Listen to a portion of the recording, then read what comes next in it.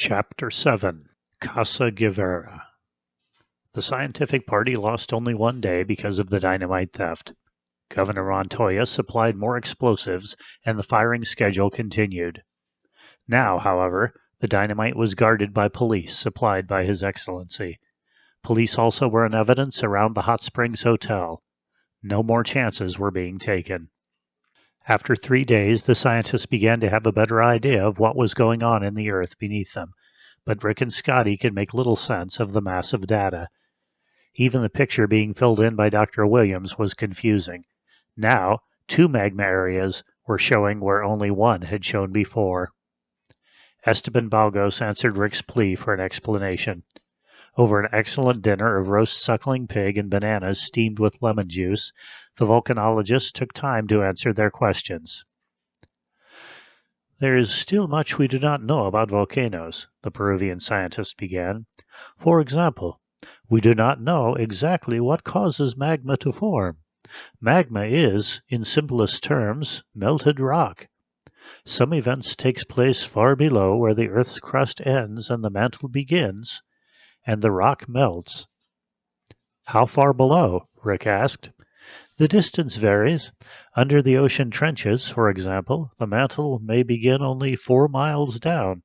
Under some of the mountainous land masses, it may be closer to 40 miles. Scotty whistled. That's a whale of a distance. How can you tell how far down it is? By the seismic traces from earthquakes, or from explosive shots like the one we are doing on El Viejo. When the shock waves have reached the zone between the Earth's crust and the mantle, we see that result on our tracings. Is it a really sharp line? Rick asked. Probably not. No one is sure yet. It may be a kind of transitional zone from one kind of material to another, or it may be a distinct layer.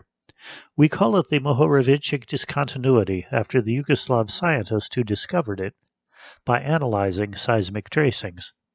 At any rate, it is somewhat above this discontinuity that magma is formed. We don't know how. Then it rises? Scotty asked. It forces its way up by expansion.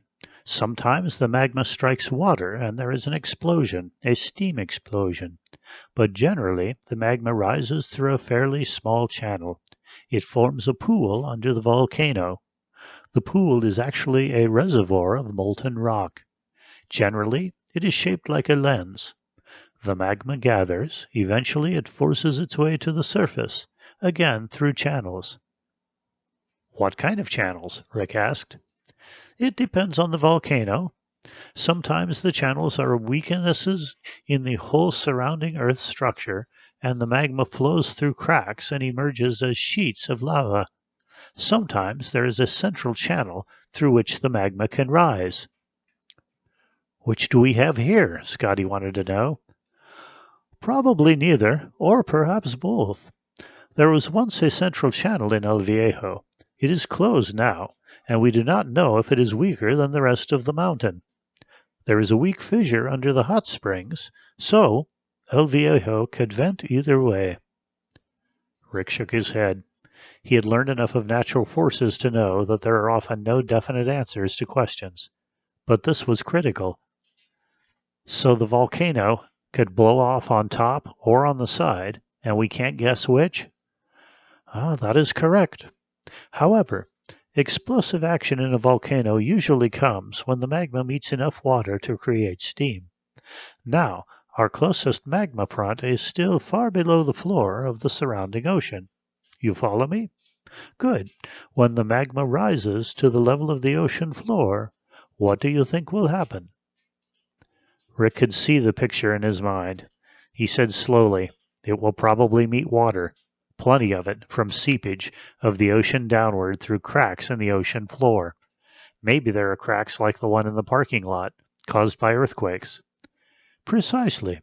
And when the magma meets the water, then what? The water turns to steam instantly, Scotty answered, grimly. The steam expands instantly. And boom. Boom, Pagos agreed solemnly. But how big a boom, we do not know. It may blow the top off El Viejo. It may blow a gap along one of the cracks. We just don't know. Rick digested this information in silence. The picture was certainly not a cheerful one. "How far down are the magma fronts?" he asked. "As close as we can tell, the bottom one is right above the discontinuity, which is about 6 miles below us at this point. The upper one is about a mile below the top of El Viejo. This puts it about a quarter of a mile below the floor of the ocean." "Too close," Scotty muttered. "What now?" "Well, we keep shooting to try to keep track of the upper front. Also, we will place instruments called tiltometers on the mountain slope. These are devices that measure tilt. You see, if the lens of magma is increasing, El Viejo will swell up slightly. The tiltometers will show it, and we will then have further proof of what is coming." "But what can we do about it?" Rick demanded. Balgos shrugged. "Quien sabe?" The Spanish phrase is a good one because it does not only ask "who knows," it also carries the meaning of a kind of resignation. There does not seem to be anything we can do about it. Who knows? Rick stared across the dining room, eyes unseeing.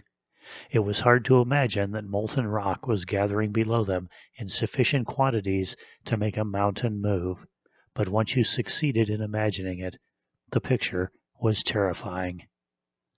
Motion attracted his glance, and his eyes focused in time to see Brad Connell rise from the table and excuse himself. He watched the geologist walk out of the room and turned to Scotty. His pal nodded. He had seen Connell leave, too. Rick quickly counted noses. All others were present. Connell was the first to leave. He wondered where the geologist was going. His eyes narrowed. Connell had been very anxious about his and Scotty's condition once the hotel was reached, and Rick was sure his anxiety was completely phony. Both boys had been stiff and sore, but a medical examination showed nothing seriously wrong, thanks to Scotty's fast action. Hartson Brandt had been reluctant to accept Rick's opinion that Connell had stolen the dynamite and booby-trapped them. He pointed out that the geologist had no motive. He had never even been on San Luis before. Rick had to agree. There was no apparent motive, but that didn't mean Connell was innocent.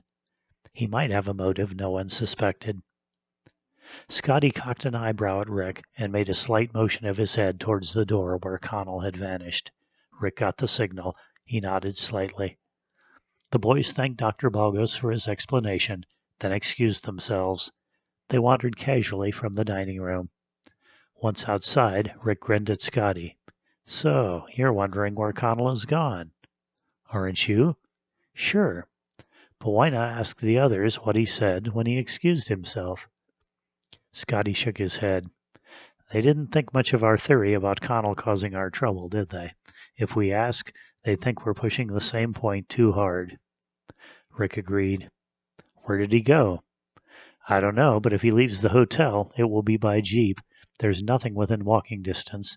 If we get out back of the pump shed, we'll see him if he comes out." "True. And if he jeeps out of here, we'll be on his tail, right?" "You said a brandish mouthful. Let's go." A quick reconnaissance disclosed no sign of the geologist outside, and the boys hurried across the dark parking lot to the shadow of the pump shed. A police officer materialized from the darkness and greeted them courteously. "Good evening, senors. What are your orders?" By placing himself at their orders, the officer was politely asking their business. Rick knew. He replied, "We came out to see if anyone had made another try to steal the dynamite, Senor Tenente." Calling the officer lieutenant was a form of flattery. "Sargento, muchas gracias," the officer replied, white teeth flashing in a grin. "But who can tell the future? If I capture the thief, it may soon be lieutenant instead of sergeant." "We hope so," Scotty said politely. Rick noted that the three were hidden from the parking lot by the pump house. The position was satisfactory. If Connell was going to take a jeep, he probably would do so right away. Otherwise, why should he be the first to leave the dining room? "Why would anyone steal dynamite anyway?" Rick asked the police officer. He wanted only to keep a quiet conversation going behind the pump house. The officer had theories. Perhaps revolutionaries had stolen it. Also, although it was against the law and brought severe punishment, fishermen were known to fish with dynamite. This also was a possibility. But the explosion of the dynamite on the mountainside was certainly a puzzle. Rick didn't think it was a mystery at all, but he agreed politely. It was bewildering, he said. Why steal explosives and then use them on a harmless scientific group? Perhaps fear of discovery caused the thief to set a trap, the officer guessed. He admitted it wasn't a very good guess. A jeep roared to life, and the boys stiffened. The officer strolled out of the shadow for a look. One of your associates, he's going for a ride, he said. Rick waited until the jeep lights cut across the parking lot and moved down the western road. Then he said, "It's a nice night for a ride, Scotty. What do you say we take a jeep and look over the countryside, too?" "That's a good idea," Scotty agreed readily. They bade the officer good night and started to where Zirkin's jeep was parked. It was a temptation to hurry, but they suppressed it and sauntered to the jeep. Fortunately, no keys were needed. The jeep ignition was turned on by a simple switch. Rick got into the driver's seat and started up. He waited, the motor idling, until he was sure Connell was out of sight around the mountain. Then he drove slowly across the parking lot and followed. Fortunately, there was enough moonlight to see the road. Once out of sight of the hotel, Rick stopped and switched off the lights. As his eyes adjusted to the dimness, he started off again, as fast as vision would allow. Once he sighted Connell's lights. They were ahead and higher on the mountain. He lost sight of them again as foliage blocked the view. "Suppose he's headed for the shot station?" he asked. Scotty shrugged. "We'll know soon enough." They reached the pumice works without seeing the geologist's lights again, and Rick stopped at the turnoff. "Now what?" he asked. "Did he go up the trail or not?" Scotty sniffed the air. "Smell anything?" Rick breathed deeply. There was the odor of rank vegetation and, very faintly, the odor of sulfur from the hot springs. But there was another smell, too. After a moment, he identified it. Dust. "Seems like it," Scotty agreed, which means he didn't take the trail to the stations. No dust on those tracks. He must have taken the dirt road down to Sans Souci. "But why?" Rick was already moving ahead to where the pavement ended. "What's in Sans Souci?" Scotty chuckled. "Ask Connell. Don't ask me." "I thought Marines knew everything," Rick jibed. "Almost everything," Scotty corrected. The jeep moved onto the dirt road, and in a moment their own cloud of dust obscured any slight haze that Connell's passing might have left. They were in strange territory now, and Rick slowed down somewhat. Connell had the advantage of lights. They wouldn't be able to gain on him. "He can't get very far," Scotty said reassuringly. "The road goes to Sans Souci and nowhere else. It can't be much of a town, so we'll find him." Scotty was right. Sans Souci wasn't much of a town. There were a handful of fishermen's huts, a dock with a number of fishing boats, racks for drying fish, a single store, and nothing else.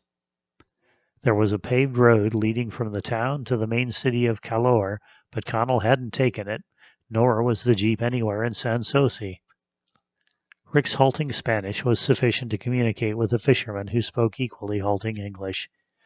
He had been out all evening. No other vehicles had come to Sans Souci. "Now what?" Rick asked helplessly. "Well, he went somewhere," Scotty responded, "and that somewhere has to be a turnoff between here and the pumice works. We must have missed it because we were traveling without lights. Let's go back and take a look." "I'm with you," Rick agreed. "But wherever he turned off must be a trail, because there are no side roads on the map." He swung the jeep around and started back. He had turned on the headlights as they approached the fishing village, and he kept them on. They found the turnoff about a mile from Sans Souci. The road widened slightly, and there was an opening in the foliage just wide enough for a car. Twin gateposts of concrete marked the passage. Rick turned the jeep, and the headlights picked out the name cut into the concrete pillars. Casa Guevara. It's someone's house, Rick said. Name of Guevara. We can't very well go rolling up a private driveway, can we? Especially not with that sign, Scotty added. He pointed to a wooden sign set slightly to one side of the private road, just beyond the gate. It read, No entrar. No trespassing. Question, Rick said thoughtfully. Did Connell go up this road, or is there another one? No evidence, Scotty replied. Rick pointed to the gatepost. Who do we know that's named Guevara? Scotty breathed. Sure, the lieutenant governor. And he took Connell to the hospital to see Ruiz, Rick reminded, so they're acquainted. He switched off the lights. That's probably the answer. Connell was invited to pay a social call. Why not? This probably has nothing to do with the project at all. Scotty sighed audibly. The trouble with you is, you come up with sensible answers. Oh, we might as well go back to the hotel. Might as well, Rick began, then stopped, as light appeared dimly through the foliage of the private driveway. They were headlights. We've got to get out of here, he said, and threw the Jeep into gear. For a moment he hesitated. If we went up the dirt road to the hotel, Connell would surely see them. If Rick went back down towards San Souci and the oncoming car was not Connell, but someone from Casa Guevara, the car might also turn towards San Souci, and they would be seen. Rick thought quickly.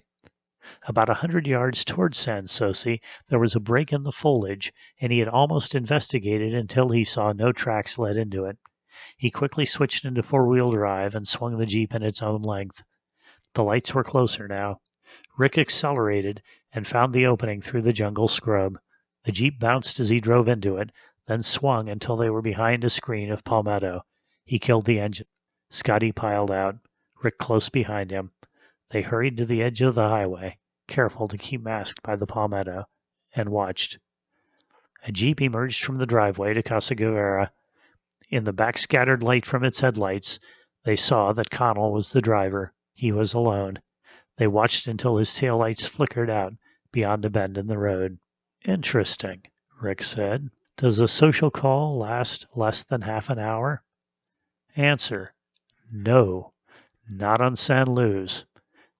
There's Spanish-style hospitality here, and Connell would have been there for hours. Which means, Scotty said slowly, he came on business. But what kind of business would Connell have with the lieutenant governor? That, Rick said grimly, is what we need to find out.